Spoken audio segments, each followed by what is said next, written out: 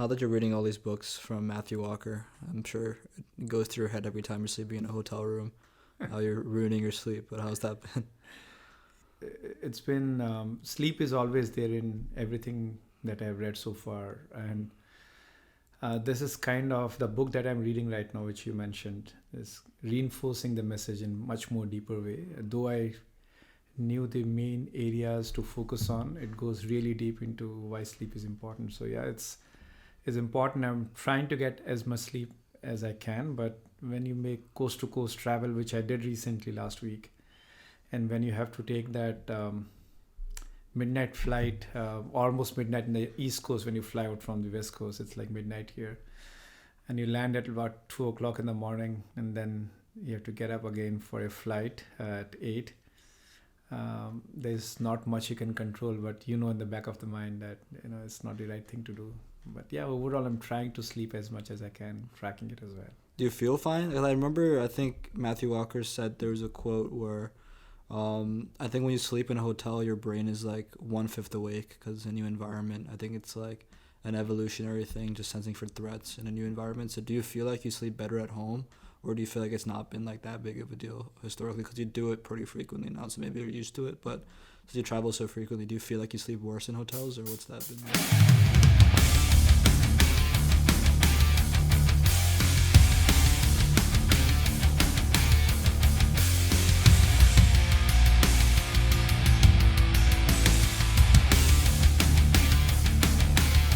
Okay, I think at home, nothing like, just hitting the hay at your home bed is the best thing or best experience you can have. But yeah, sleeping in hotel, I try to get as much sleep I can. I'd be honest, it's not the best of the sleep you get in hotel, because by the time you try to accustom with the environment, it's time to leave and go. So it's been hard, but what I'm trying really hard when I travel these days, so most of the time, not always, is to at least get about 7 to 8 hours of sleep, which consistently I've been getting, unless there is a flight I need to take at a middle of the night, or there are flight delays, which is happening too often now in New York.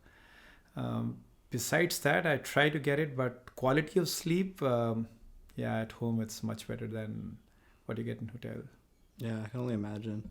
I mean, I feel like this year, first year at Michigan, is the first time I started to step away from the sleep stuff, because I think I read that book 2 years ago and I cared about it a lot in high school, where I was on like a very strict routine, but I stopped doing that in college, more just because I feel like that became my comfort zone, so I want to just like go back to living more of like a normal life for a period of time. But I definitely noticed, like, since I've come back here, I've slept on like the same routine from 11 to 8, and I think having to drop into third of school every day keeps me on that routine, and I think every day so far I've been on that routine. I feel like that's been the biggest thing, like sleeping at the same time every day. Like whenever I do that, you start to wake up before your alarm every morning because you get used to that, and I feel like whenever I do that, I always get the best sleep. But I mean, I feel like there's so much that goes into it, and over there I sleep at a different time every day. Like sometimes it's 2, sometimes it's 11, but the other thing, the benefit of coming home is you get to slow down a little bit and just go back to like sleeping at the same time, waking up at the same time every day. I always feel best when I'm in that routine. Yeah, I think reading the book, I'm still not done yet. There are about 50 odd pages left. But reading the book, one thing few things I have realized, and it has really hit hard, or rather hit home, is it's okay if you are sleeping at 11. It's not like, it's good to have a routine, undoubtedly. If you go 9 to bed every night and you wake up 7 or 6 a.m. in the morning, it's a great thing to do. But more so, life happens to you, right? You have, like, for example, you have college, you have friends, but as long as you are having a quality sleep is going to be very important. And again, fluctuating too much is going to harm you for sure, but having a little flexibility won't harm you, in my opinion. So let's say, usually go to bed between 8 to 10, and there are a few occasions you go at 11, should be okay. But try to see how you can make sure that you can get your 7-8 hours of sleep. The second aspect is, good thing for you is, I've seen some of your videos, and I think you have reinforced that by finding the right milieu, that you don't drink. And I think drinking, usually you do at night. You party at night, you go to the bar at night, and I think that impairs your sleep really badly, right? Because no matter what kind of drink you're having, with a cocktail or a glass of wine, it kind of impairs your brain in a manner you do not realize. So even if you get our 7 to 8 hours of sleep, you'll be still groggy in the morning. Reason being is uh, sleep has a routine, as we all know, NREM, REM, deep core, and all. And some of those, it messes with that. And there's a very famous line in the book which says that sedation for a long period of time was considered as sleep, which is not sleep. You can say, oh, yeah, I drink and, I get sedated. No, I had a good sleep. No, you do not, because you're messing up with your NREM cycle and maybe your REM cycle towards the latter part of your sleep. So it's so very important to understand those concepts. And even if you're delaying your sleep, but if you're not indulging on those activities, like watching your phone deep in the night and then going to bed, or drinking and going to rest, or eating too heavy towards the end of the time when you go to the bed, are all the factors which are going to deeply impact your good sleep. Yeah, for sure. Yeah. I think things like alcohol and marijuana, like, they definitely put you to sleep faster, which is why I think people think that it's probably good for sleep, but then it totally messes up the quality of your sleep, and then it totally blocks your REM sleep, your dream sleep, and your body's like constantly trying to get it back. And I think for alcoholics, like, when they are constantly drinking too much, like, they sort of hallucinate during the day because their brain is like trying to fish some REM sleep if possible. So it's definitely crazy how it messes up the entire system, because even if it takes like 7 hours to secrete it out of your liver, like, then you're having insane dreams like in the later part of their sleep when you're trying to sleep in. So it definitely messes up the whole structure of your sleep, and the effects of that last for a long time. So it does. And oftentimes people believe they're having a good sleep, but they will not even recall they have gotten up from sleep middle of the night and maybe blabbering or doing things without their senses, because their sleep cycle is completely broken now. And you talk to them in the morning, they'll believe that, oh, I had a good night's sleep. I just feel a little headache just because I have a hangover. But sleep was good, which is not the case most of the time. Yeah. Yeah, it's interesting. I mean, it's really baked in the lifestyle. I think like pretty much majority of people do it. And the effects of that definitely show like years down the line. I think sleep is one of the biggest ones, because I think a lot of the adverse health effects come from the poor sleep that comes from alcohol. Like, sure, alcohol itself is a carcinogen, but I think people don't realize that the effects of sleep that come from from using alcohol, the poor effects of sleep, that is also a big driving force for a lot of the other diseases that people get down the road as an effect of it. So it's kind of like it hits you twice. Like, it does like an exponential amount of damage to you in the long run. So it does. Now, since we're on the sleep topic, and I know that you have read this book a couple of years back, why don't you talk to the audience about what exactly sleep, the different parts of sleep, and what do you do in sleep? I think it will be very beneficial to your audience. Yeah, I'm trying to remember, because I read that a while back. From what I remember, the main two part. You've just read this, so you can correct me if I go out anywhere. But I know the main two parts of sleep are REM sleep and NREM sleep. Mm-hmm. So REM sleep stands for rapid eye movement sleep. Mm-hmm. So it's like where your eyes move up behind your eyelids as you're sleeping, and that's the dreaming phase of your sleep. So you don't actually dream for the entire time you're sleeping. You only dream for the REM sleep part, which I think is also the deeper part of your sleep. The deep sleep is the REM sleep. And then NREM sleep is basically the time you're sleeping, but you're not dreaming. And they both have their own utilities. A lot of research has been done for the benefits of REM sleep. For, like, I guess you can kind of think of it as your brain healing overnight, or your brain refreshing and restoring and advancing in creativity. I think that during the day, when we get new memories, I think it goes to your hippocampus, because that's your temporary memory storage. But then during your dream sleep is when it gets transferred into longer term storage. I don't remember exactly where that happens, but I think the key thing is that the dream state is only where the connections between different neurons happen. So that's where most of human creativity comes from. It comes from at nighttime when you're sleeping and in your dream state. There's a bunch of different neurons connecting and new wires being created between different neurons, which is actually where new ideas come from during the day. Where when we connect different ideas to build up a new idea that we think of as a novel idea, it comes from that dream state. So that's where our creativity is enhanced. So I know there's been a lot of research done to show the benefits of that. I believe there's also benefits of NREM sleep, so it's not necessarily that you should just be focusing on one type of sleep, but there's so many factors that do impact that. And I think that if you want to go for a period of time just focusing on getting really good sleep, I think it is important and good for you.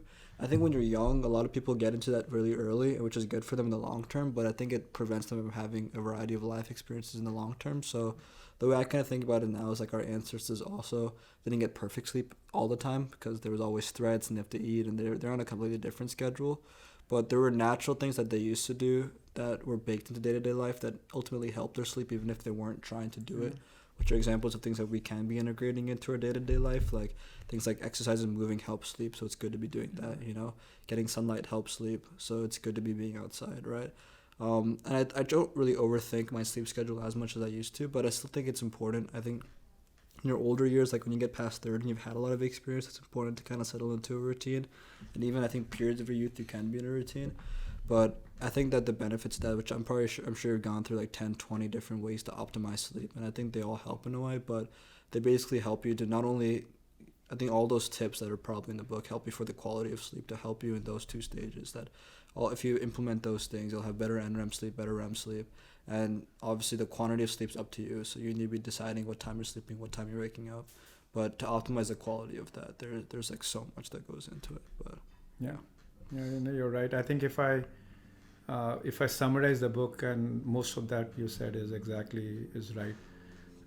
4 different parts. I think number one, as you rightly said, NREM is the part where all the learnings of the day, and there are different experiments done on human beings as well over a period of time. All the learnings of the day are getting stored. that NREM or That's the NREM phase. Okay. NREM phase is where it's like a spindle working, which is taking memories from your prefrontal cortex or other areas and storing in hippocampus, right? So it's like registering, logging all the long-term memories, and that's the reason why they say to students that you should have a good night's sleep, because all that you have learned, if you do not sleep, you cannot register them well and you'll forget very quickly. So the old myth that I have an exam, so I'm going to do 3 nights straight or 72 hours straight studying doesn't work actually, because you'll forget more than you remember. So that's number one.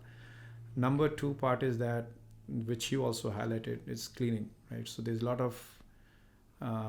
of cleaning that happens within the brain. So the zombie like cells which are sitting out there and which has to be cleaned. Think of this like a city going to sleep, and all of the cleaners are coming and cleaning the streets. So if you do not sleep, no one is able to clean those. So that's directly related to your cardiovascular disease, your 4 horsemen diseases. I'm sure Alzheimer's too, because Alzheimer's it comes from buildup in the brain of some protein. Dementia, right? Alzheimer's.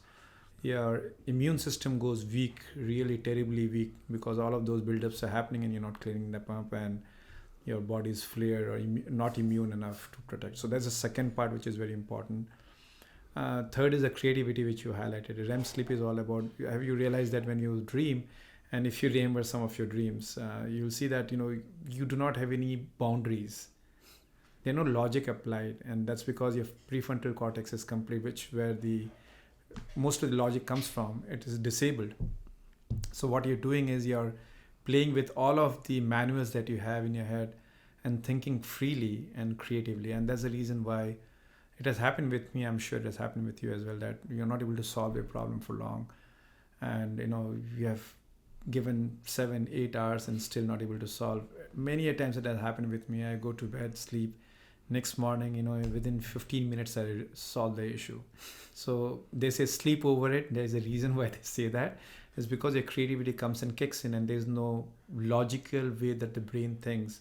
The hierarchical way that the brain, the information stored, is all gone because your reasoning part has been taken away when you're sleeping, and that's how it works. This is the third part. And fourth is, it's important that you have a good night's sleep, because imagine waking up to a morning where your eyes are burning, you didn't get a good night's sleep. You cannot function well in a day, and it's a routine you're caught up with, right? And that's where you try to take intervention, like medicine, like Ambien is one of the medicine the book was talking about. Which one is that one? It's a sleeping medicine. Is it hormonal, or like how does that one work?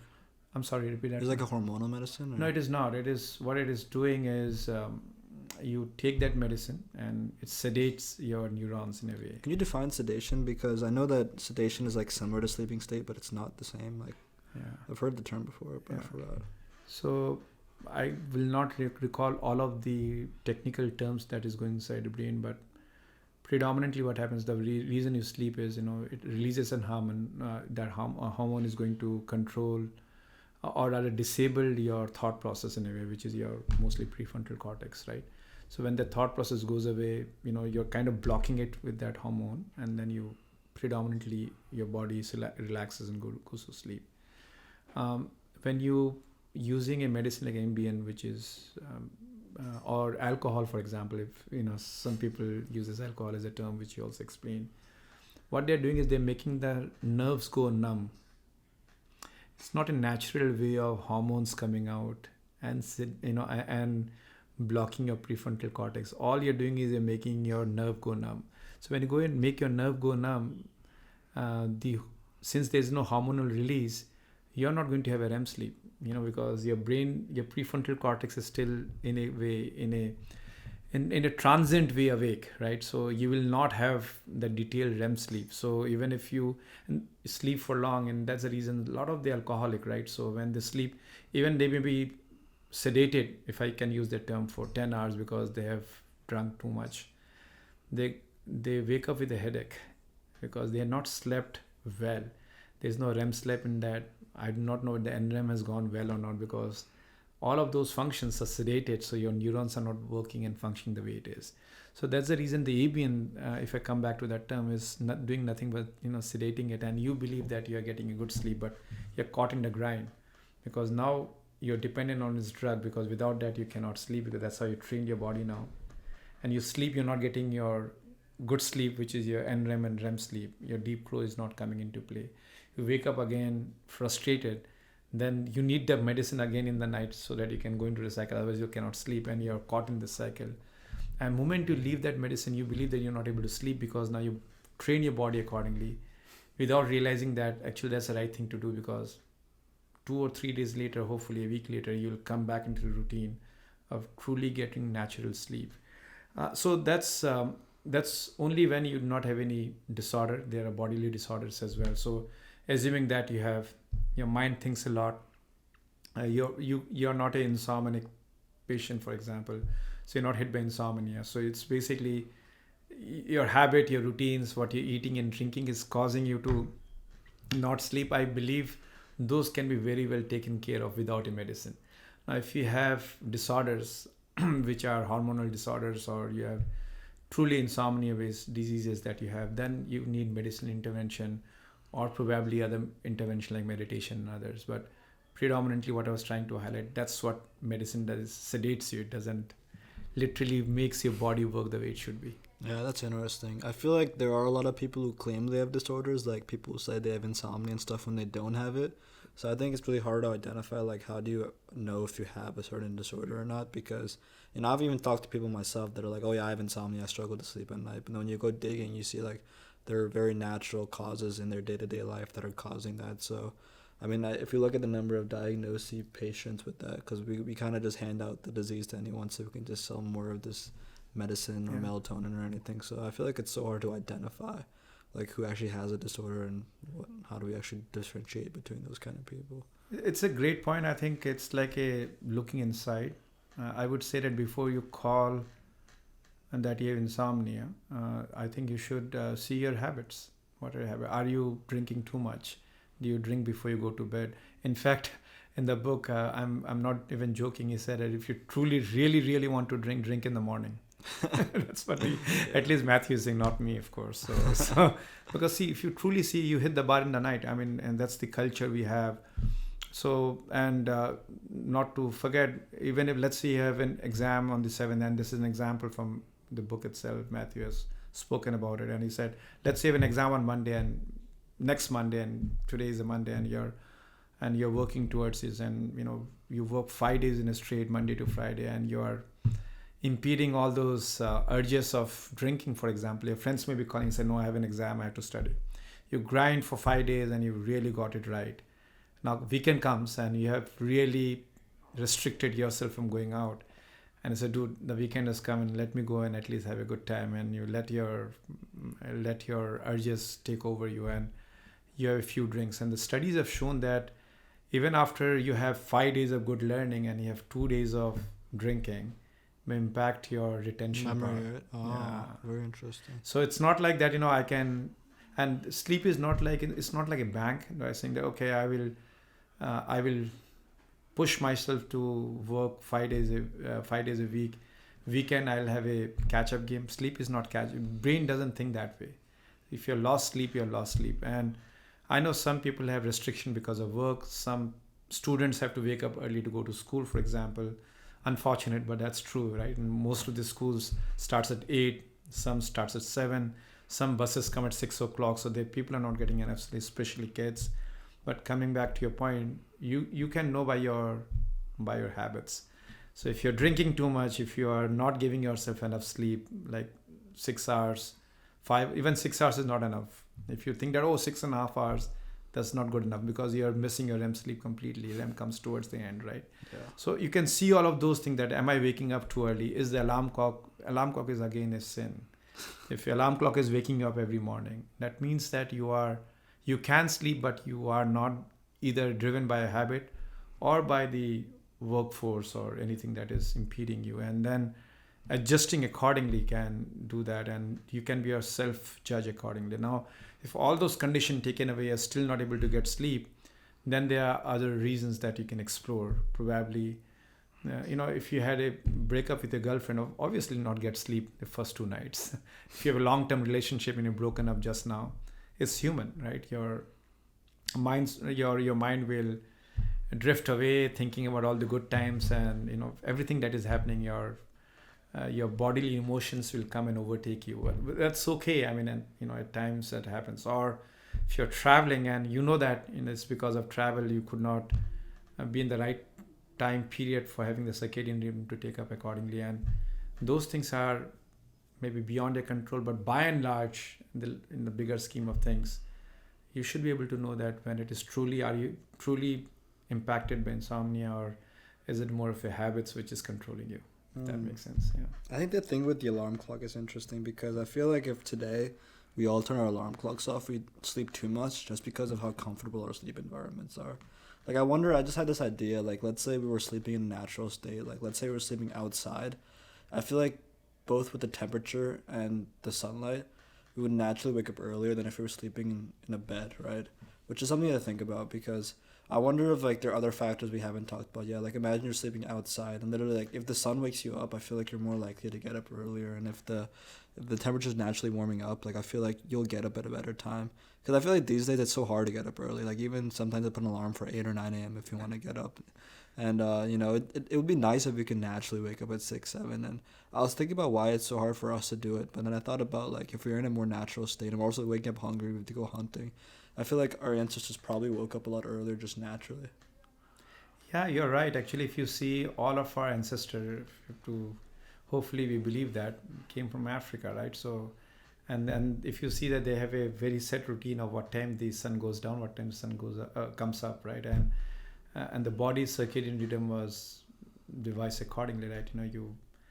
You hunt during the day, you have the big game, you eat during the night, and then or in the evening, and then you go to bed with minimum light, right? So they were imagine days before Edison invented the large scale generators, right? So those days, I mean, it was all, you have thatch roof, and sunlight, the sun rays comes inside and wakes you up. Now, to your point, I have ditched alarm. It's been 2 years now. Really? You don't use an alarm? I don't use it. Oh, wow. Only in very rare occasions. Like Let's say for at 3 o'clock, 3 a.m. in the morning, I have to wake up, which is like once in a blue moon. Yeah. Then obviously I do that. But even that, my body clock works even better. So it's very interesting, right? So, and it's interesting you're able to do that despite changing your sleep routine frequently. Oh yeah, totally. I'll tell you, not that I'm very proud of, but last week I was in a situation where I have to land. I reached home, not home. I was in Jersey, but I didn't come to home because I had early morning flight. So I reached the hotel at 2 and I slept by 2:15 and AM or PM? AM. Okay. Yeah, I took a coast-to-coast flight and I had to go to Boston in the morning. So I came from San Fran, landed around 1:30ish, took a hotel next to the airport, reached the hotel by 2, I think 2:15. That was a delayed flight, right? It wasn't. No, it was not delayed flight. Okay, that It was planned. on. 15-20 minutes here and there, but it was on. It was expected to come at that time. So 2:15 I slept, and I have to get up at 5 in the morning so that I can go to the airport. Did you even again. sleep? I got my 3.5 hours of sleep, which is very sad. But here is the point. That day I put the alarm on because I know that I've hardly slept, and then I have to wake up at 5 o'clock. So believe it or not, at 4:55 I woke up, and that's how a body clock works. Well, we have an internal clock. We have It's internal always- clock, but more importantly, we consciously or subconsciously we instruct the clock that tomorrow morning, despite I being too tired, despite my eyes burning red, I woke up at 4:55 to turn off the clock, turn off the alarm. So I've stopped using alarm, and it has worked charmingly well for me. And I think I feel very rested. At least the days I am not traveling. When I'm traveling, I'm not getting the best sleep, but I try at least to be in the bed for 7 to 8 hours.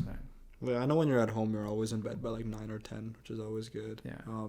I've noticed that too. I think that on days I don't put an alarm, when I tell myself I want to get up at 8:30, I always get up at the exact time I decided to, which is so weird how our body kind of internally decides that, which is interesting. Like I still use an alarm clock because I really don't want to sleep too much, because when I do sleep too much without an alarm clock, I do realize my day I just feel more tired and sluggish. I think that now that I'm sleeping at the same time every day, I am still waking up at around the time before my alarm clock. But then I think that when I don't have an alarm clock on and my phone's all the way outside of the room, like I don't know what time it is, so I'll end up sleeping too much, and that's a difficult one for me. Like I've gone a long period of time without using an alarm clock too, and I guess I don't really know what I want to do about that yet. But I think ultimately, like it's definitely better not to. Like I'm sure you've read in the book that there's probably. It's very bad. Like you want to tell me more about like some of the negative Yeah. effects? So alarm clock is literally, when the alarm clock is going off, most likely when they REM sleep. Because later stages. So that's the creativity part of it. You're literally waking yourself up. It's like someone, giving a shock to you right when you're in the best part of the sleep you are in. And the worst of that is snooze. Right? So when you snooze, you literally are giving your body a shock every 5 minutes or whatever that period is. So, and when you sleep, the REM sleep, one of the thing I'm sure you remember from the book is, it is longer than you imagine, because there's no time limit when you're REM sleeping, right? Your body is completely paralyzed and your brain is going without any reasoning, which is the prefrontal cortex, wild in dreaming things. And so you do not have a concept of time there. So you snooze, let's say you snooze for 10 minutes. You may be in a dream which is elongated for, let's say, 1 hour time, because it's trying to play many different chapters to you. And you get another shock in 10 minutes. So even if you're putting alarm clock, they say just avoid the snooze. At least give your body a shock once. So you wake up from that and get done with your job, even if it is not the right thing. But you decided you'll wake up at 5 or 7 or whatever the time you put your alarm clock for. Do not torture your body by putting the snooze button again and again and again. So it doesn't help your body. So that's one thing that I learned from the book, which is very important. But fortunately, I have given up alarm a while back before even reading the book. Yeah, I don't use alarm. Very, very rare occasions. That's why you get mad when I put the alarm on. Yeah. You are mom, so I don't like alarms. Yeah. Interesting. Yeah, I mean, I never thought about it as like when you snooze, you're giving yourself like these 10-minute chunks of like intense REM sleep and then shock again, which is like I know people who keep hitting snooze for hours straight, and it's absolutely insane. Like their alarm will go off at 7, and they'll get out of bed at 9:30, 10 of just snooze and they'll have 3 or 4 different alarms with all different sounds. Like one's a rap song and one's like the classic alarm sound. It's just like, oh my god, it's absolutely insane. The book has the funny story on one of the alarm clock, which is insane how they have designed it. So it's like a Lego block alarm clock. So when the alarm goes off, all of the Lego block will fall off. It will like scatter all around your room, and the alarm won't go off until you release the Lego block. So you're not even waking up. You have to literally wake up to have the senses to design whatever that Lego block is to put it all together. Is that good for you to go straight from REM sleep to all of a sudden like active mind? Yeah, it is. Nothing is good. Alarm itself is not good. Okay. Right? So he's not recommending that you should get an alarm clock. It's insane that what people have done. So it kind of talks about intensity of a REM sleep. Then why do you need that? Because you literally are in a, I should not say zombie state, but in a state where your senses are not in your control, right? Your prefrontal cortex is completely shut down, and you wake up to that, and now this alarm clock is screaming on you, and all of the pieces are on the floor, and you need to figure out how to assemble it. I want to try it. It's like insanity at the highest level. I've just started putting my phone like really far from me. Yeah, that's a good idea. Like when I have a bunk bed in Michigan, I would just put it underneath it, so you have to fully get out of bed to turn it off. But it's really easy to go back into bed afterwards. So I mean, and I'm getting used to it. But I mean, I never put my phone near my bed now for many reasons now. Like I'll always put on a windowsill or like away from me, so I have to get out of bed. But there's definitely many ways to do it. But sleep's an interesting one, and I think dreaming is something we also just don't understand. Like, I mean, I've a little bit better understanding after reading about this for years, but I mean, I feel like a lot of people don't really understand what's happening during dreaming. I think there's a lot of research has to be done in this space, and the problem is how do you research on dreaming? It's very hard. In fact, there is a chapter in the book where some scientists, I forget from which university, I think Stanford if I'm not wrong, they have literally figured out a way to find out what you're dreaming in REM sleep. I do remember that because I think there's different parts of your brain are activated. Correct. They put electrodes on that, and they have used different signs and symbols, and like over a period of time, and then they have figured out that if this part of the brain is activated, probably it's object based. This part of the brain it's emotion based. Very interesting. So they have kind of it's on that borderline of ethical zoning, because see, dream is a very private space. I mean, I have dreamt something this morning I would not like to tell you, for example. But now with all this scientific intervention, if you know my scariest of the dream or dreams I don't want to talk about, it's like encroaching in your private space. So, but that's the world we're getting in. But I think REM sleep, by far, what the scientist community understand is the creativity part, because here you are using all of your so-called scores of data you've stored in your brain to solve today's problem, what you're going through today. So that's the reason oftentimes you'll see I have started writing my dreams now, whenever I remember, of course, and you have very faint memory, right, because it doesn't get registered to your hippocampus accordingly, right? But whatever you can recall, if you can quickly write it down, you'll see that they are related to some activities related to what you've been doing the day, during the day, or maybe a day before. And what the brain does, a bizarre thing, like connecting different things. And this is how, as I said before, goes from a hierarchical structure, because we understand relationship very well. If A is greater than B and B is greater than C, and you'll deduce very easily that A is greater than C, and it can go to any number, right? That's how brain are designed, logical thinking, right? If I'm taller than you, and let's say my daughter is shorter than you, then I know that I'm taller than Nithara, right? As an example. So those relationships are very well understood by the brain. Mathematical. So everything is logical, is all math, right? So logically they'll compare, there'll be emotional angle to it, but they will arrange the data accordingly. What happens in REM sleep is that logic goes for a toss. So that's what they think in the, thinking out of the box. You've heard that term, right? It's about, you're always zoned into that logic and that correction. That's the reason your usual mind can solve problem which are already solved, but your mind may not have. When you do a maths problem, it's not that you're solving any formula which has not been cracked before. That problem has been solved. You're just trying to find those logical connection. You're doing, I think, calc yesterday, right? So I'm taking that as an example. But when you REM sleep, you do not go by logic. So you defy logic and you're forming new connections, which you may not have thought before, and hence you're able to solve problems. I think that's the sum and substance of it. That's the reason REM is so important. And that comes towards the end phase of your sleep. And imagine that you're robbing yourself of a REM sleep every day because of, maybe work pressure, because of your student pressure, or because of something that you have created, self-inflicted one. So all of those creativity is going out of the window. That's really interesting. I think that I started writing down my dreams a couple years ago as well.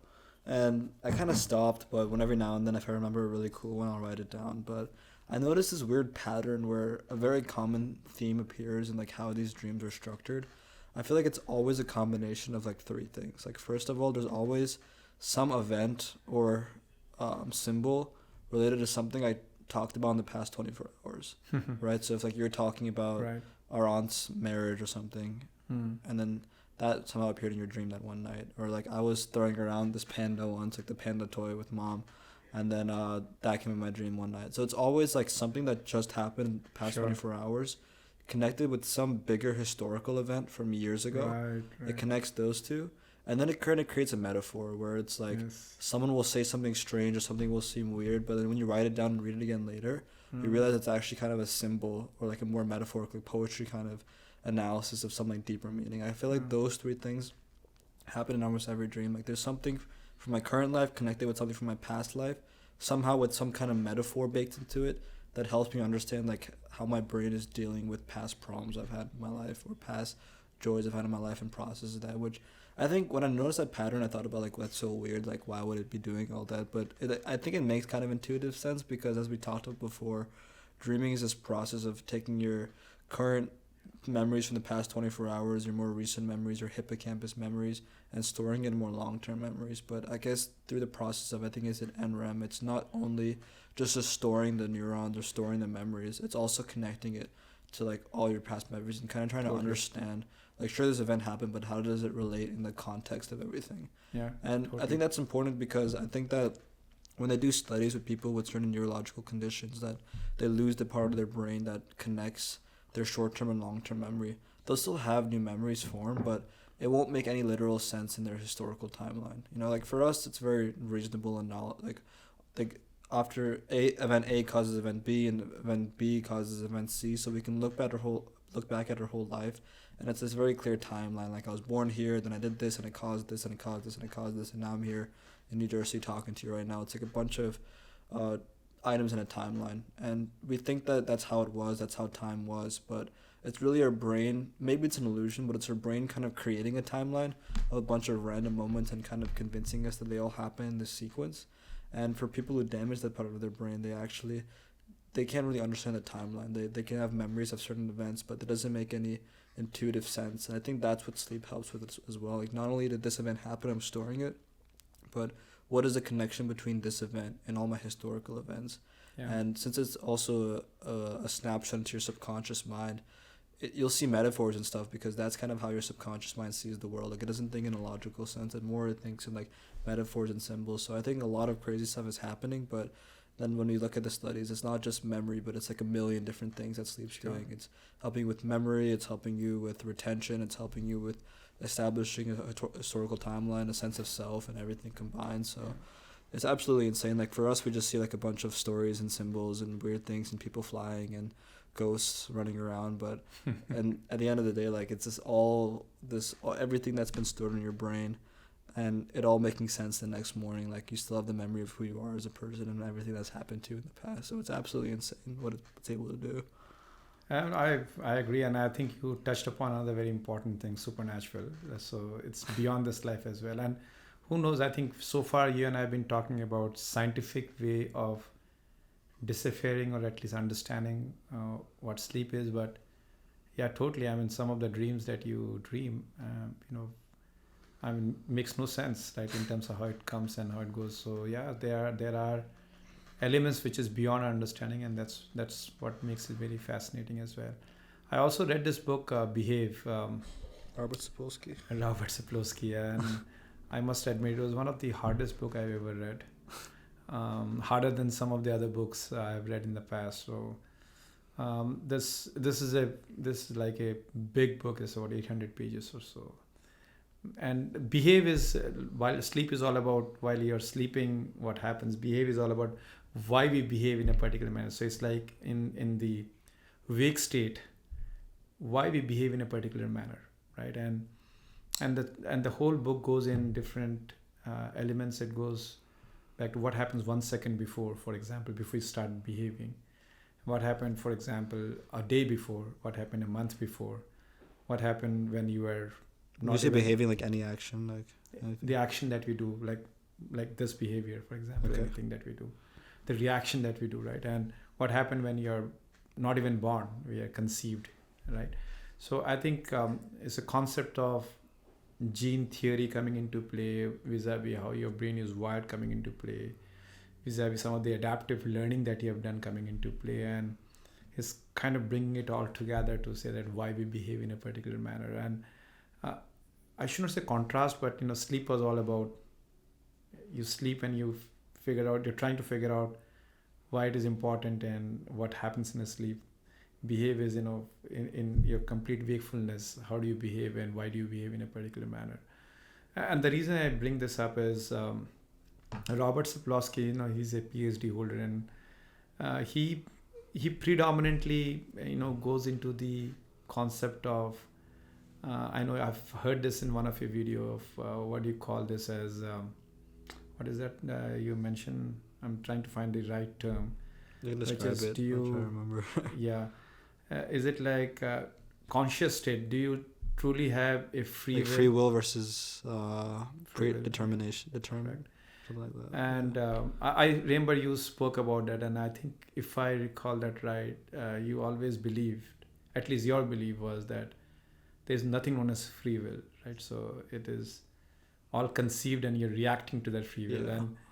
And this book kind of endorses that. So you convinced? I should not say convinced, but it kind of tells you that there's nothing known as free will. It is all written. I do remember.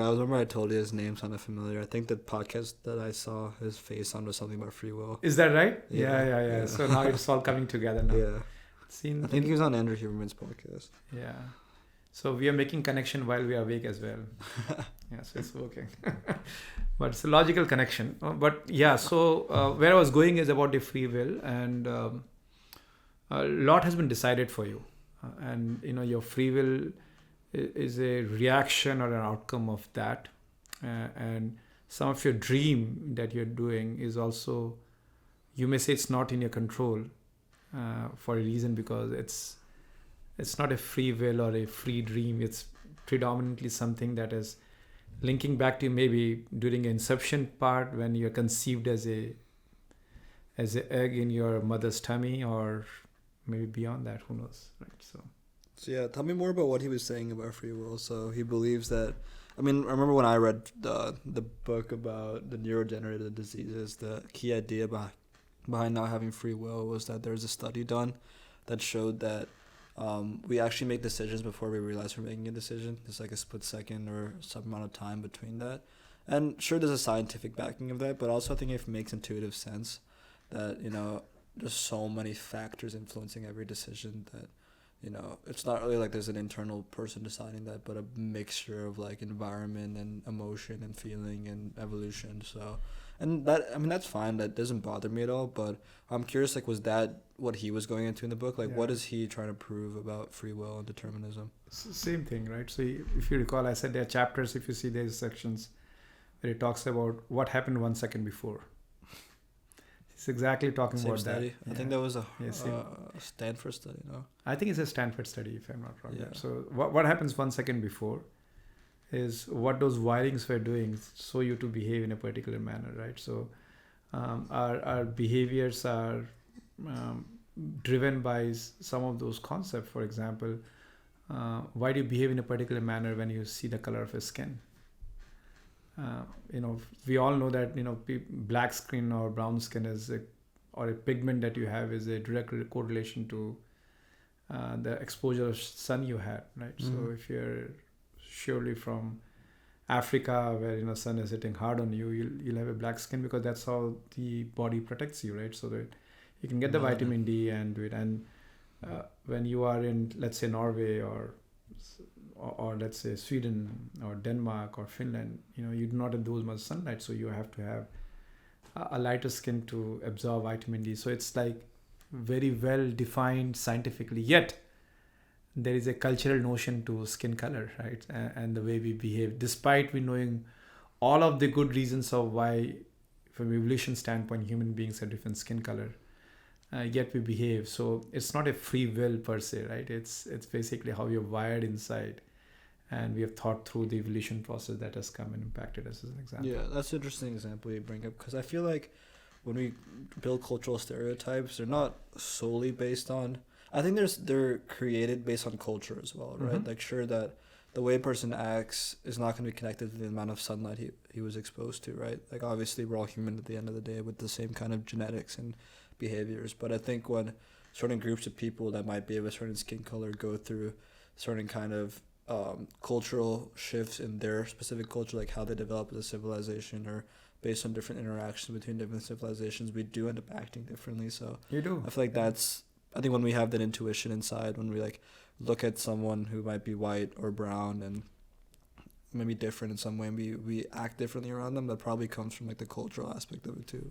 We do, and that's exactly where there was another example. Forget about the color, right? So I'm forgetting the tribe names. There were two tribes in Africa, which one tribe almost killed the other tribe, and When was this? Was it recently or 1980s? Okay.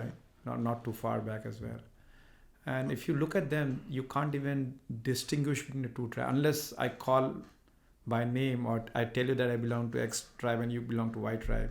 If you're together, you can't even figure out whether you're from X tribe or Y tribe. So insane. I mean, they are from the same country, same zone, divided maybe by a river or a forest.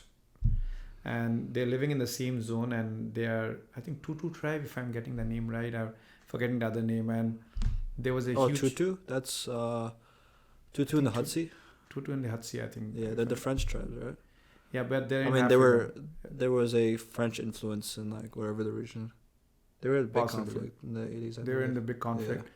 Yeah. And if you see them, if you put two of them together in a room, they forget about us. They even can't recognize that. Are you from Tutu or are you from a different clan altogether? Was it Hudson? We can do a fact check on this. Yeah. So we'll do that and put it in the in your description, right? Yeah. But point is, look at the mindset, right? The cultural mindset you have created. That you're from Hudson, assuming if that's the right name, and if I'm from Tutu, then you are my stark enemy. But somehow, if you're from Hudson, and if I somehow prove that I'm from Tutu, I mean, you are my best friend, even if I don't know you, right? And I'm ready to do any kind of harm to you if you're from the other tribe. Killing you, torturing you, raping your sisters and mothers, killing the infants, going to any extreme to harm you just because you're from a different tribe. And how can that be a free will? It cannot be a free will, in my opinion. It has to be wired in your brain in such a manner that you're instigated, of course, but you're wired in a manner, your brain in such a manner that it all comes together. And that's where I cannot say with conformity, but I personally believe that that's my Siri waking up. I personally believe that free will, there's nothing known as free will. I mean, you may believe that you have free will, but it is all wired inside you before even you're born. Yeah, your brain kind of convinces you that you have autonomy. Yeah. It's interesting. It's funny because this idea of the tribe was something I was recently thinking about over the last few days because it's when I live my day-to-day life, I just find it absolutely insane how emotional people get when they're defending like groups they're a part of, and when you go to some other group per se that you don't belong necessarily, you almost feel like scared in a way, or like you kind of feel like people are looking at you because you don't belong in the tribe. Yeah. And this is at any different levels, people defending their sports team with so much emotion and so much pride, and it's absolutely insane how when we talk about the countries we're from, like we're from India, that we feel like pride in talking about our tribe, and everyone feels that way about their nationality and their country. And when I go to Michigan, I feel like that's like my tribe, my home, and over there, like I feel no fear. I feel like I know everybody there, and I feel like we're all connected in that way. But I'll go to like a different college, and all of a sudden I can feel like their energy, like that's their tribe, and it's almost baked in every part of our day-to-day life, from the sports we watch, the communities we're a part of, to like the people we surround ourselves with. We're so tribe-oriented,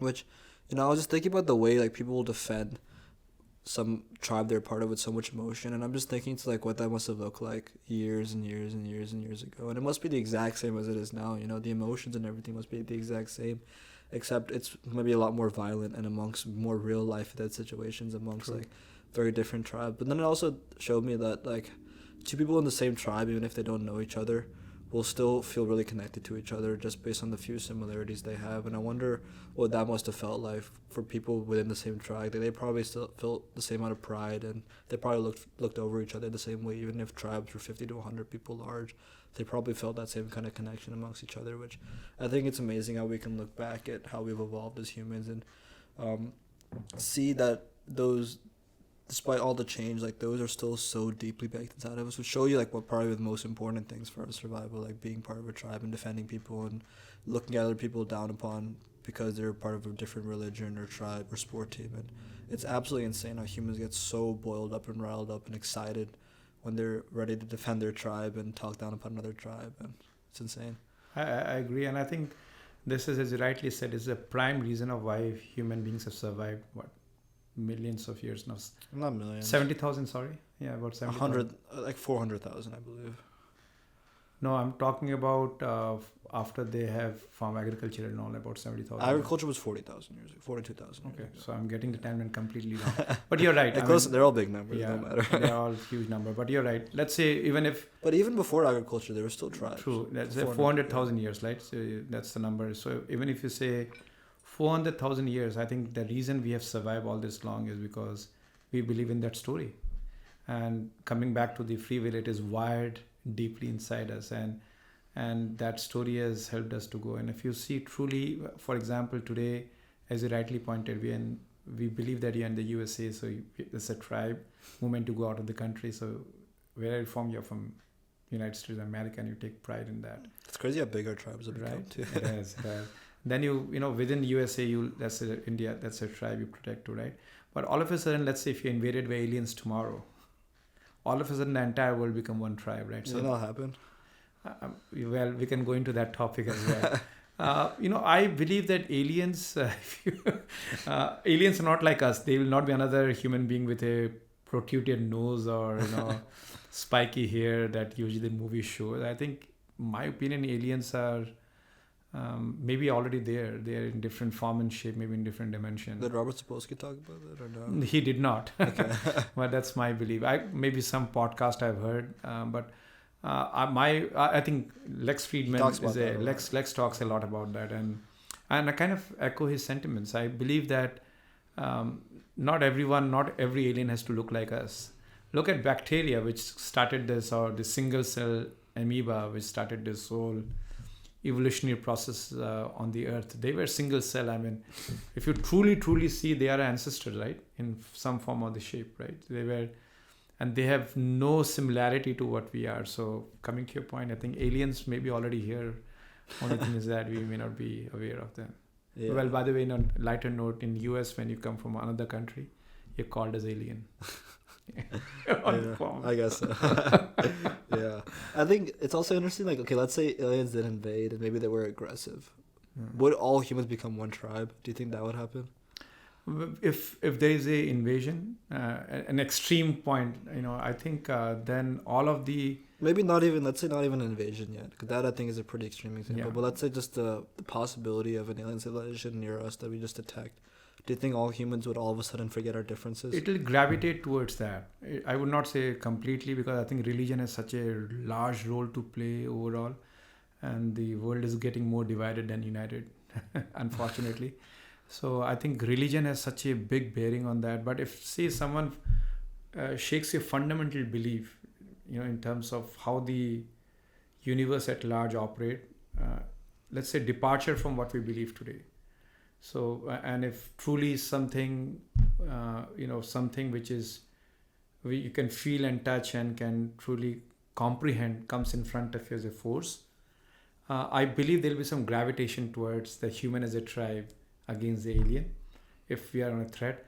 But to your point, it has to happen in a different extreme for people to go away. I think country will still be easy, but going away from religious tribe and political beliefs and whatnot, it will take a lot of force to make that happen. But I believe that if you keep increasing that force on your existence crisis, I believe that human as a tribe will come more and more, gravitate towards more and more coming closer. That's interesting. Hopefully. I also think that there will be a lot of disagreement into how to approach the situation. And I think that might Yeah. divide us in certain regards where like half the people will say that we believe we should do this, half the people say we should approach it like this, which might lead to other True crazy. that. True But that. I mean, you can't have 8 billion people agree Yeah. Yeah. on anything. True that. I think it's the lack of finding a better word. I think it's not a right solution. I think you should not use a threat to come together. For example, as a family, we stand together good and bad times together, right?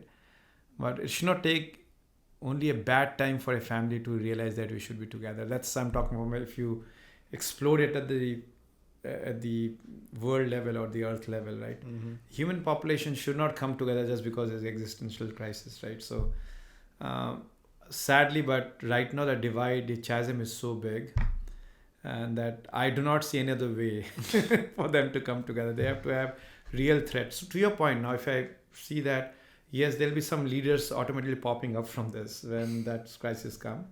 Again, it's a hypothetical situation altogether, but truly, and if the threat becomes really, really real, then people will try to fall into those leaders as well, seeking for direction. Like any other, if you take historical lessons as well, we can learn so much from history, right? When the crisis happen, you tend to look towards someone rather than, not everyone can provide a solution, right?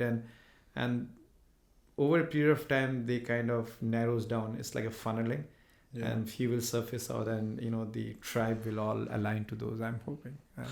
Well, that's a hopeful future. I hope we can achieve. Yeah. But I think that recently, like what's happening around the world in the last like 5-10 years in terms of increasing conflicts, even more recent conflicts, I think what I've gone to realize like in reflection is like how insane the world really is. Like we've convinced ourselves about all these differences and borders and systems and organizations that don't fundamentally exist. Like you might think of two countries as separate, but then a deer walks over the border and doesn't even realize anything's changed. Like they're all really in our head. Right. Yet for somehow the borders are so powerful, and definitions of things are so powerful, and the existence of tribes, like we're these guys and you're those guys. Even if there's like millions of us, we still consider ourselves to be some tribe, and because of some external pressure from a tribe, thousands of miles in that direction and their power, we somehow can't do this exact thing. Like the whole situation and many conflicts over the last few years just keeps putting me in reflection about how insane.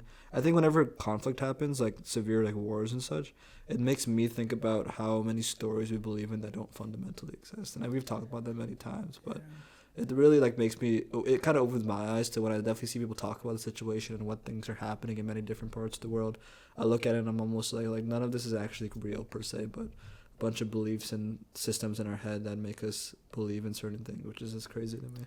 Sad indeed. And in fact, fortunately, we're living in a day and age where the conflicts are way, way lesser than what it was not too long ago. I mean, if you look at World War II, 1945, 46, so if you see close to about 70, 80 years back, right? So world was, like, millions of people are getting killed. And conflicts across the world, right, on different aspects of it. So there's a departure from there, which is a good thing. But again, the situation the world is today is far more serious, because there are nukes available now with different powers, and God forbid, right, one of the rulers goes, totally bonkers and he nukes a country, and it's the end of the world, right? We know that what nuke can do, right? So it's not like throwing arrows on your on your opponent and hurting a few people, or it's truly devastating, because you're going to eradicate people not today but tomorrow as well, because of look at what atom bomb has done back in the day, right? But I think the intensity or the escalation where it can go is too big. But look at the world today. I mean, you can call it geopolitical, or a mindset of land grabbing or dominance over one another. We have Ukraine, Russia going on. We have Israel conflict going on recently, India, Pakistan as well. So there's too much going on in this world, and I hope census will prevail, and I hope peace will prevail. There's nothing like going back to the terms. I mean, what I always say is, if you can dwell it down to your home, right? In a family you have differences, but you still learn to live with the family, right? You do not go and kill each other for that, right? And I'm hoping that there are strong leaders across the globe, and I'm hoping that collective wisdom of all those will come together to see that even if you have conflict, even if you do not resolve all the conflict, which is like a nirvana, utopian state, at least we have the senses to coexist together, knowing our differences, yet hopefully respecting the boundaries and trying to learn how to live in this. Did you spill? Yeah, we're fine. Okay. Learn to live, how to live together even if you have conflict, right? I think that's the best hope I can have. I mean, nirvana could be, we resolve all, but we all know that is a utopian society. At least, no matter how optimistic I am, at least in my lifetime, it's very hard to see that. Once upon a time, the grasses are green and the sky is blue, and we are all living happily under it. Yeah, but at least we can coexist. That's what my hope is. I think that people look at the 40-year period between 1980 and 2020 as like such a peaceful time. End of Cold War. I think recently, the last 5 years, we've definitely seen an escalation in conflict, both in the U.S. and then obviously in Asia and Europe and the Middle East. But and there's also many other ongoing conflicts, even not the big headline names like the Sudanese war, etc., that are still ongoing. And there are definitely ongoing conflicts in that 40-year period, but the overall level of peace is something the world's never seen for a long time. True. And I think that gives people hope because they saw that something like that's possible. But I mean, the more I read about it, the more I realize that that wasn't because humans all of a sudden became good, like we used to like to think. I mean, I think that 40-year period was marked by a lot of unique factors that kind of came together. Like, first of all, the U.S. hegemony was a big contributor to global peace. Yeah, it is indeed. Yeah. And another component to that is nuclear deterrence. I think for the first time people realized the impacts of that, and that was a huge deterrence. And I think people realized that the benefits of war, at least for that period of time, did not outweigh the harms. Historically, people have reasoned, groups have reasoned that there's still some benefit in the war they would have, even if there's conflict. They'd still deem that they'd gain something out of it, which is why they decided to go out and go through with it.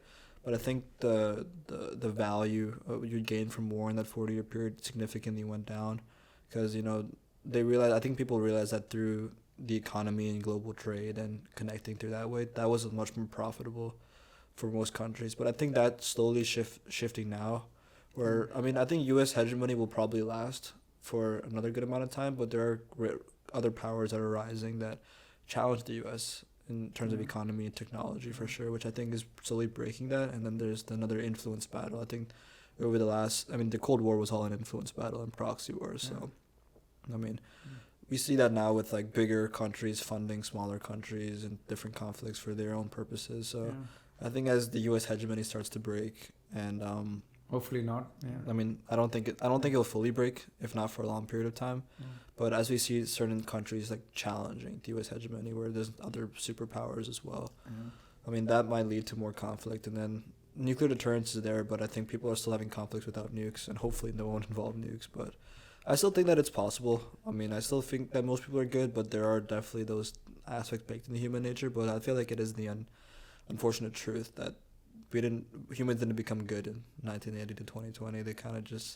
They were just factors that influenced the global scale and why there was like a random moment of peace for a period of time. Yeah, I think there's another factor which will tip the world, which is the natural calamity which is happening at the rapid rate that is happening now. And which natural calamity?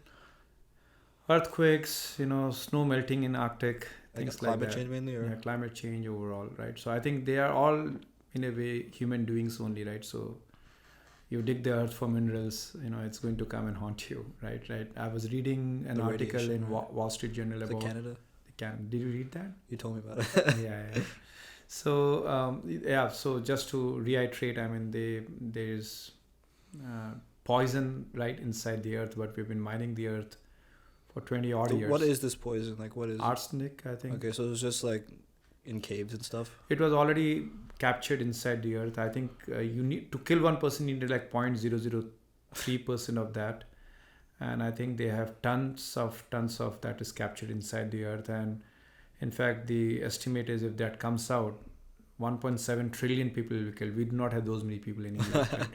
So I think because of mining, we expose it. So I think what I'm trying to say, because of So what happened in the pollution, Canada situation, just to close it?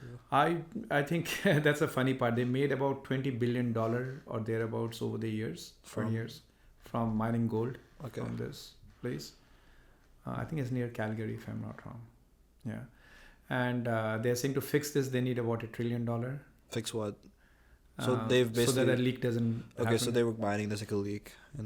Yeah, they are suspecting it might leak, and it will leak into the nearby river, which will flow into Arctic. Oh, shit.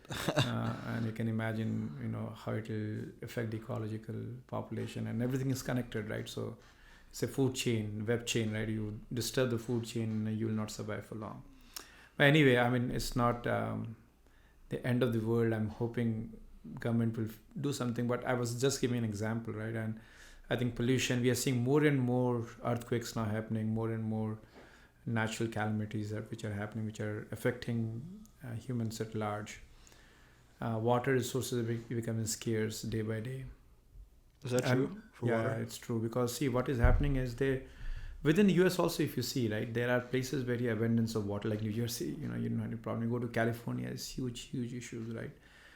So over a period of time, what will happen, forget the countries, right? So the countries the population is going to grow, but the water reservoirs are going to come down, as an example, if I take, and after a point in time, there'll be exodus of those people. They cannot live there, right? And there'll be sometimes war to make sure that they can occupy other land, because when it comes to your survival, when you know that you cannot survive another day, and the only way you can survive is you can cross the border and go to another country, what will you do? I mean, you know that you'll not survive here. You'll put your life out there, right? So I think my opinion is that is also going to play a huge role.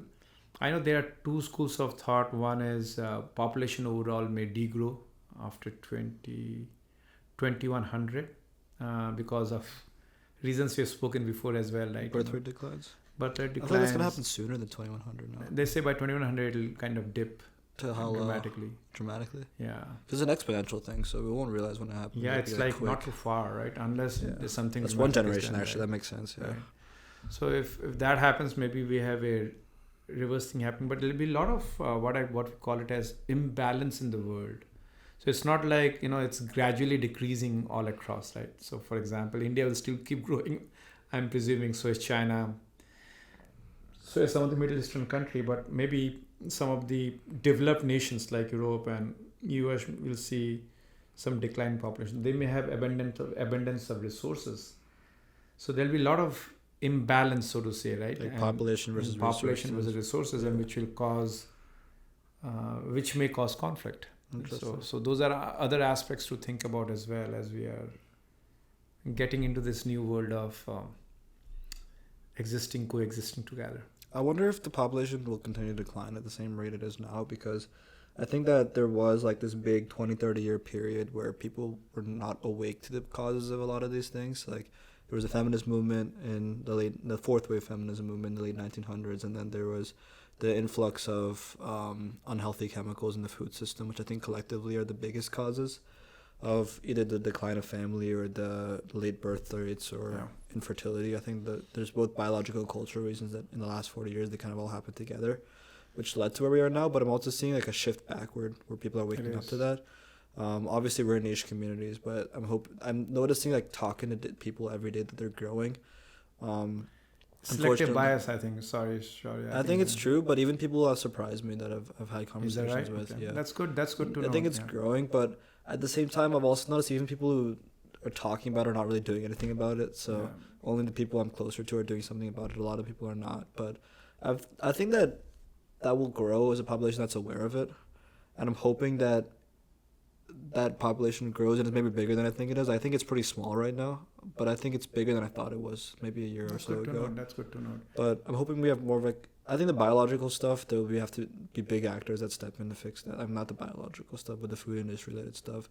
And I'm hoping that culture will kind of bounce back as well, and people will wake up to there's what actually fulfills us in life. I think people are realizing now, because this is the first generation of people that lived with the the new structure of family and work, etc. So I mean, I think we'll realize that more as we go on. But yeah, I agree. I'll just give an anecdote and then I'll tell you my view of that. So I follow Andrew Huberman in LinkedIn, and he made a post yesterday.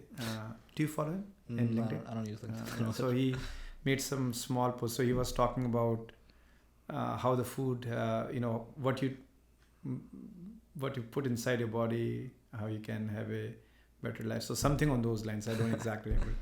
And in the comment section, the first comment I read was from a guy who was from Switzerland, and he said, "So great what you said, wonderful. I was visiting your country, and for the last whatever weeks he was here, I couldn't even find a healthy meal where there's no sugar." We was talking sugar by then, now I recall. He said, "There's no sugar. I mean, it's difficult to, even if I want to, I cannot find it." And then he said, "No, I will invite you to come to Switzerland. I'll tell you what a good meal is." So very sarcastic, but very real as well, right? So if you see here, I travel a lot. It's so hard to find food which has... We saw that yesterday itself. Yeah, we saw it yesterday. It's so hard to find which are not adulterated, not have colors, additives. Don't know whether they're storing the seed oil they're using. I mean, it's all over the map. So what I believe now, the reason I mentioned this is, I have hope, not by collective wisdom of people, but by hope by people like Robert Kennedy. So what Bobby is trying to do, I have real hope that he will come and put something clamped down from the top. What Europe has done, right? A lot of the additives and all, which is allowed here, is surprising. It's not allowed there. So I think something has to be done here at a large scale level, because see, so much so you can do to control it, but you have to divide the population of the US in different brackets. You have the super rich one who will do good and remain good. Then you have the upper middle class, and rich or the upper middle class, they are getting aware, they will do good.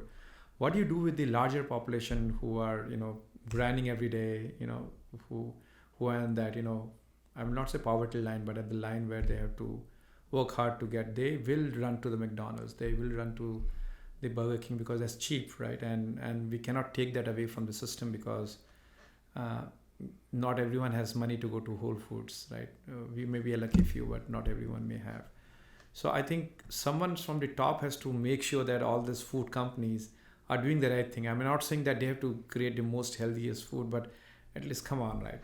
Don't put those additives in the food that can cause cancer. Don't put additives which we know are popularly banned in other countries, but you're allowing just because the law allows. So I think putting those stringent control is very important. I was reading another article on yucca, which you are a very fan of, in Wall Street Journal. Did I show you that article? No, I don't think so. I'll show it to you. So what is happening now is a counter, which is really good actually. So yucca is getting very, very popular for the audience. Yeah, everyone knows about it now. If you do not know what yucca is, it's an app on the phone, and you can literally scan anything that is scannable. You have a barcode, and it can tell you, it gives you a score between 1 and 100, 0 and 100. We've seen 0 as well, right, Shaurya? What was that? I think it's the hair color.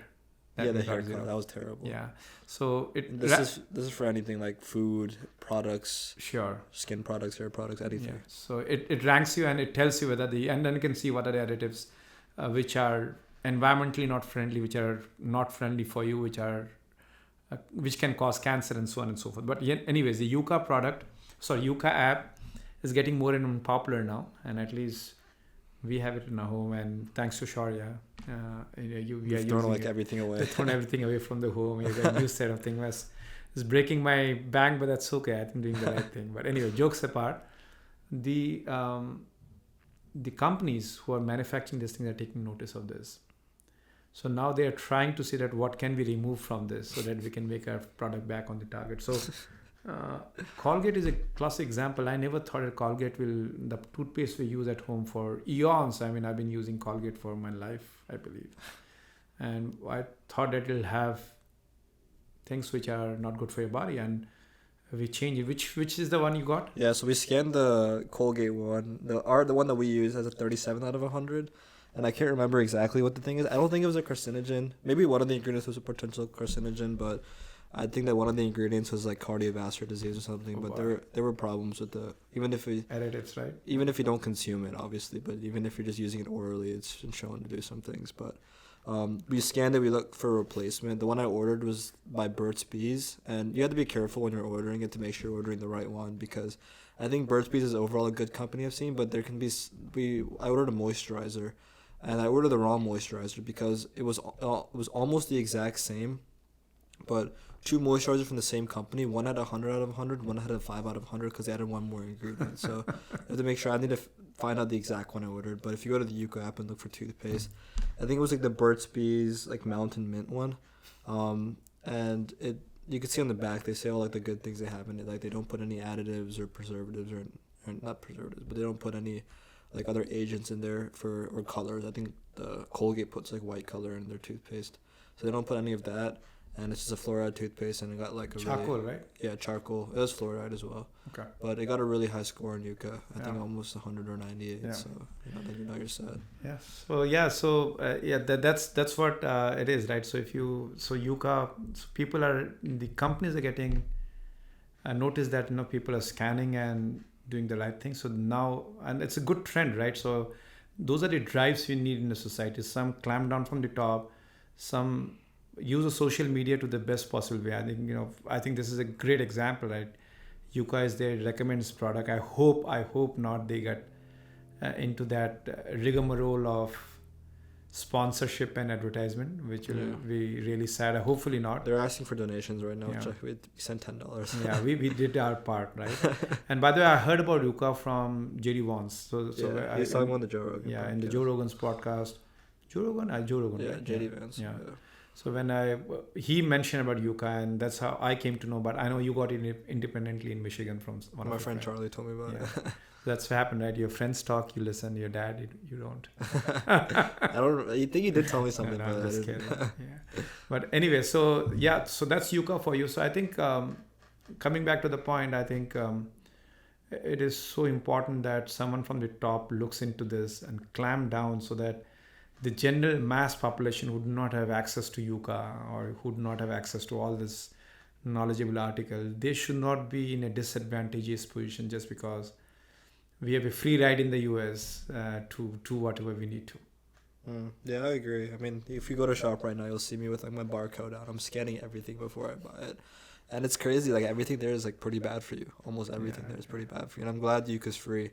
And they provide so much at the free level. Yeah. So that's what I think will help us make change because you can't like hide it anymore. Everything when it scans it, it will literally break down every ingredient in the product and say this soy thing, lectin thing, here's exactly what it causes, and it gives you a full reasoning behind why they put it in the product and what it actually does. So you understand like why is this even in the product to begin with. And some of it's just like bullshit. And I hope that what you said was correct, that the companies are recognizing it and adjusting around it. So I think that'll be our hope, just culturally. I mean, that's going to be a big cultural thing with the companies themselves. Just to survive, will have to be incentivized. And I think this is the first time they'll have to be incentivized to do it because I think that the incentives were for food companies and such were just to maximize user engagement of user on the McDonald's burger.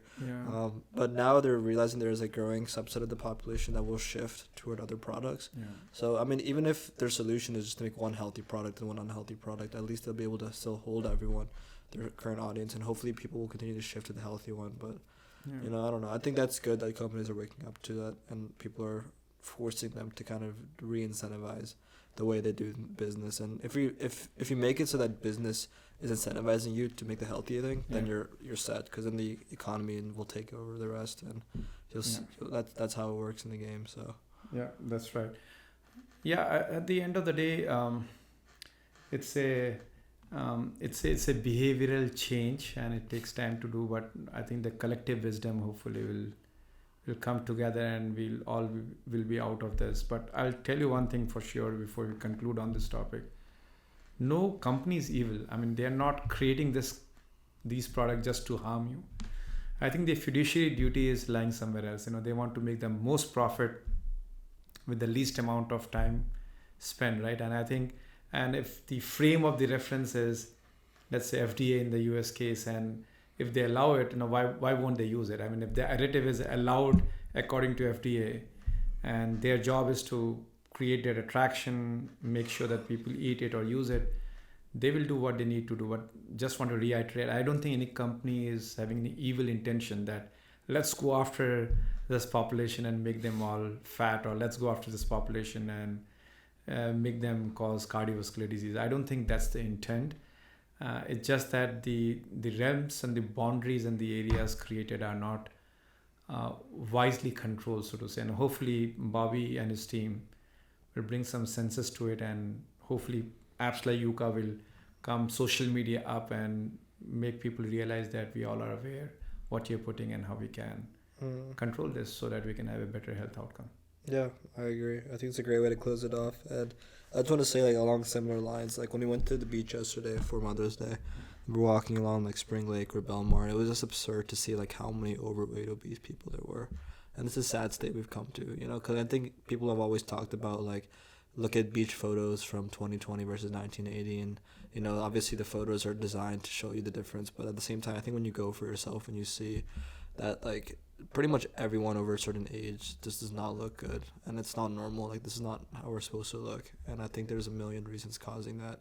And I think fixing the food industry is going to be a huge change we can see in the next few years. But I have hope that when people wake up to it, it's going to be hard to. I mean, revolutions have happened before where people were unhappy with how they're being treated for whatever reason, whether that's government or some institution or a monarch. And this time it's the food industry who we're angry against. So I think just like they did in the French Revolution where they're chucking their breads around in anger, I think slowly they'll become us in this next century. And we'll see change. I have hope. No, I agree. I 100% agree. I think the reason humanity has survived so many eons is just because of hope. And you know, we have always come out of difficult situation as a tribe, you know, as individuals as well. And I have many hopes that not even in the US but overall in general, humanity will progress to the right, in the right manner, to the right, in the right manner, to the right way, to make sure that we can all thrive, survive, grow, and remain healthy. I think that you represent a huge part of the population, even if you don't realize it. But I think that a lot of people, even if they value health and such, work. And they work jobs that cause them to either travel or be in unfamiliar environments. And then, you know, they're forced to, as I said before, get on poor sleep schedules or eat the convenient food item. And they say that I don't eat this every day. I cook food at home. But when I'm traveling, I'm going to eat the food at the airport. I have no choice. I have to sleep in this bed, and your health takes a toss for a period of time. So I think as someone who travels more than most people, and I think you can give good advice to people in the same boat of like, despite traveling, like how do you still maintain good health, good lifestyle, and like what are very like specific things that people can do, because I think that it is possible for everyone to kind of achieve the outcome you have, and even if you're not perfect with it, you try very hard to be perfect with it. So, like, what are, like, I think it's, everyone's capable of it if they actually put the effort in. So, like, what are very practical advice you give to people who have to travel or consistently be on the move, even if it's weekly or monthly for work? How can they still stay healthy? It's a great question. And I think the first and foremost I'll say is a mindset. You know, everything that you do in life is having that positive mindset and the belief that you can do it. Oftentimes we give up. We give up by saying that, well, this is the life I have. What can I do? You know, I have to get bread on the table, so I have to travel, and I have to travel in odd times. So, you know, so be it. So what can I do about it? So you just give up and you say that this is the life that I have chosen to, and nothing much I can do about it. I think that mindset has to change, in my opinion. My mindset is very simple, right? I want to make sure that I cannot define how many years or how many days I live on this earth, right? That is not in my control. What is in my control is what can I do to make sure that I do not subtract any more days from that, right? So I do not have a control on a destiny, but I do have a control on what I can do today. And that's important for me because I love my family. I want to be with you guys for long, and I want to be with you guys for long in a healthy fashion, right? What is the fun of me being around you when I can't even enjoy some of the things we do together, like hiking, you know, like going out on road trips and all. So for that, I know that I have to keep myself healthy, and I have to make sure that, you know, I'm ready for the next challenge when you'll have kids or when your family will grow, right? And again, as I said, nothing is in my control of what will happen tomorrow, but I can certainly control my behavior. So that's number one. I would say that have the right mindset. Second is, you know, even if you are traveling, you can always There are three things you can always choose. One is what you're eating. Second is exercising. Third is sleeping. Because those are the three things you should watch out for when you're traveling. So eat healthy, in my opinion. See, I'll tell you one thing. Even if in the US you can complain, oh, I don't get anything. Have a salad, for example. Do not have the dressing on top of it because dressing has all of the calories that you need. If you are confused that I'm not getting anything, have a salad, for example. I oftentimes I fall back on that. Have some Caesar salad with chicken on top and or salmon on top. I mean, you're getting the protein, you're getting the greens, and you're done. And try to avoid dressing if you cannot. Put some olive oil, for example. Again, I'm not a food coach, but what I'm trying to say is that there are ways you can get healthy food. You don't have to fall back on a burger or fall back on fried foods. It's easy to walk into a Chick-fil-A and have that craving going, but try avoid as much as you can. The second part is that I personally do not drink, I do not smoke. It's a huge part of my bearing, right? So I do not drink at all, right? So and that really helps because especially when you're traveling, you're sitting at the airport waiting a flight, it's easy to get a beer or a glass of wine, or you're going for your dinner meetings with your client, easy to have a couple of them. So again, it's a personal choice, and it has been proven now that no alcohol is good for you, not only for sleep but for your body as well, for your metabolism, for other things. So avoid alcohol if you can. If you cannot, restrict to minimum. And smoking is a big no-no. I don't have to tell you that. So have healthy eating habits. Second, when you're traveling, that any hotel you're staying in any decent, you don't have to go to a Ritz, for example. You'll have a gym. If you do not have a gym, go for a run, for example, if the weather is permitting. But I'm pretty sure any mid-scale hotel also will have a gym. Find a way to hit the gym in the morning, right? So I'm sure even if you're traveling for a meeting, do not escape that. It's very easy to escape it. Just make sure that even if it's 30 minutes, even if it's 20 minutes, just go and hit the gym. You'll feel very good about yourself, right? And right way to start the day. You have the right dopamine rush within you. Third is, sleep well. I mean, I know that even in hotel, it's hard to sleep at time on your bed, but you can, if you follow a sleep routine. Again, I don't want to go into that in detail. Sleep well, and I think you can get that into your motion. Be healthy, eat well, exercise regularly, and smile and laugh a lot. And final advice I'll give you is that in the life we live in, we have many things going in our mind, right? We have tensions related to work, maybe you have pressure related to work. If you're a student, pressure related to your next test which is coming up. Maybe you're not prepared well, or subject is tough. You may have different things going on. Project you're doing, you're not able to solve a problem. Is everything okay? Yeah, you can keep talking. Yeah. So my request is that when you obviously have to tackle and block and tackle them as you go along. But when you end the day, don't take it to your bed. And that's the last thing you can do, because it's not going to do you any good. So it's easier said than done, but there are ways and means to do that. I know that some people meditate, some people just wind down. Find a way not to bring all of your external factors onto your life, because it releases all kind of toxin in your body, which is not good. You eventually will not be able to sleep. You'll make your partner unhappy if you try to talk about all of your work pressure and try to react accordingly, or your school pressure. So try to work towards it. I'm not saying that ignore it, but at the same time, don't bring it to your bed. And then smile as much as you can. I think let it go. I think I always use that one principle. That's my last one, by the way. Sorry if I've gone too long on this, not to belabor on the point.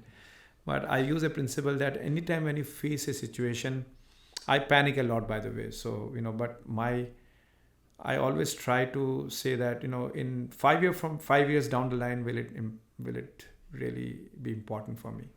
And oftentimes, 99% of the time, you'll feel that it is not. It could be a deal you have lost, or a project you have done badly, or your boss may have spoken to you in a rude manner because you didn't do certain things right, or your school teacher may have given you a C, right? So in the bigger scheme of things, it doesn't matter. All you have to do is take the lesson from that, make sure it doesn't happen again, put it in the larger perspective. It makes your heart go a little easy. Otherwise, you'll be drowned, because we have so much going on in life. You'll be drowned with all of those. So those are my few advice. Hopefully it will be useful to some of the listeners who are listening to this. I think that's great advice, and I appreciate you sharing that, because I think a lot of people could use that advice. But thank you for coming down for the 4th podcast we've now done. Is this the 4th one? We've done 4. Wow. First one was in India. Yeah. Second one was Thanksgiving break. No. One before Fall going break. to Japan? Fall break. Fall break, okay. Third one was after Japan. No, before Japan, before going to Japan. No, we did it after. You want to lay a bet on that? Yeah. Okay. It was after. What will you give me if you lose? Up to you. Huh? Up to you. So anything that I ask you? Yeah. All right. The So third you've one was done it after. before Japan. Third one was after Japan. It's recorded, right? Yeah, I can find the date. Now after Japan, this is the 4th one. This is the 4th one after Japan. Yeah. The third one is also after Japan. No, third one is before Japan. Okay, we'll see. Okay. But yeah, grateful for you for continually coming out, doing this, and sharing incredible advice that helps me and helps a lot of people to watch. I'll have you sign the poster the second time now. We get the Sharpie. Well, thank you for having me. I appreciate you having me on your podcast. Always a fun time having you over here. Always a fun time me being on a podcast, not the other way around. Sorry. Number 105, I think. 105? I'll put Wait. it. Okay. Why don't I put 105? Sure, it's up to you. Right, so that, yeah, sounds more serious. Okay.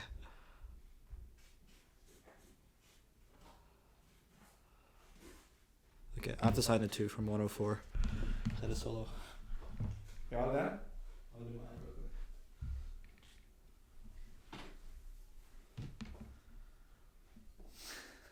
Put your name. Yeah. It's funny.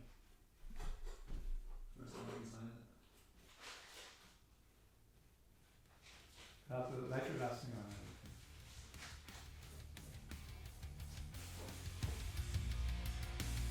Okay. All set? All right. See you. All right. Thank you. Bye.